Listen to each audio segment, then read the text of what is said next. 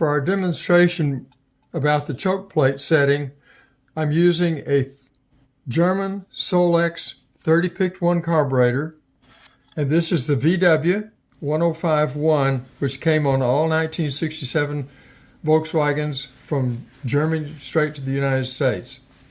First, let's look at the parts that are relevant to the choke plate setting. We have the idle cam, the choke plate lever, the accelerator lever, and the accelerator return spring. For our purposes, I'm going to disable the spring by removing it so it doesn't get in the way. Now we're going to look at the passenger, what would be the passenger side or the generator side. First, we notice that here is the choke heater element with the choke heater element retaining ring and the 3 screws. Let's look into the throat of the carburetor so we can see the choke plate. We can actuate the choke plate by pulling on the choke plate lever over here, or by rotating the choke heater element counterclockwise or clockwise. What we want to do is set the choke plate so that it's getting a fuel-air mixture that will combust properly in the combustion chamber.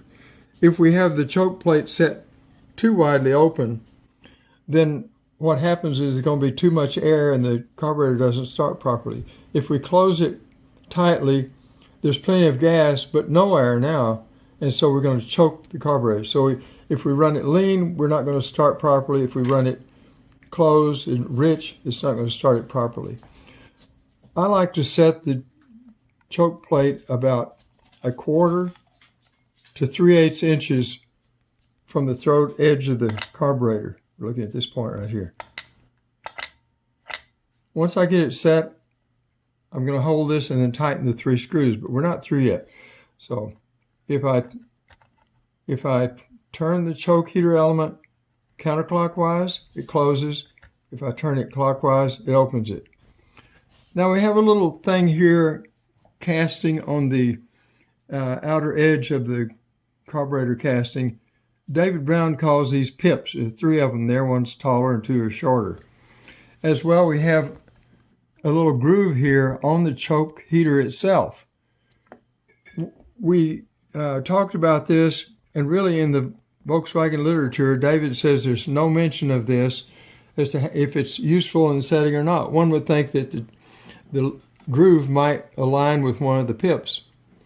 But in fact, these were mass-produced, and after 50-something years, maybe they don't adjust like they should. But I'm going to set the choke plate 1/4 to 3/8 of an inch open, meaning that the groove is going to land right there between the tall one and the short one on the bottom. That's where I like to have it set. And see, when I flip the choke plate lever, it returns to the same opening setting. Now let's reattach the spring. Come on, spring, cooperate.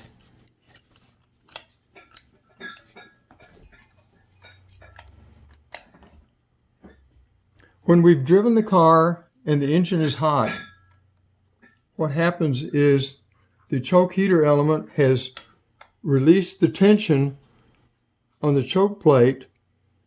The idle cam has gone to its lowest point, and the pin on the accelerator lever is holding it open. So when we park the car at night, this is the position that the choke plate is going to be left in.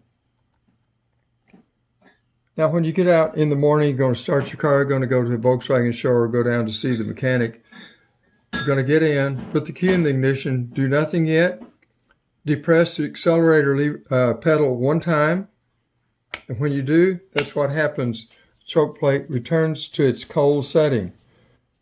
Now you're ready to go. You can turn the key to start position and start your car. As the engine heats, the choke heater element is also going to heat inside, and the spring, bimetal spring, is going to release the tension on the choke plate so that it's going to open like that as we're going down the road. Now we have a proper fuel-air mixture. We have proper air, proper fuel to combust in the chamber. Thank you for watching this little video.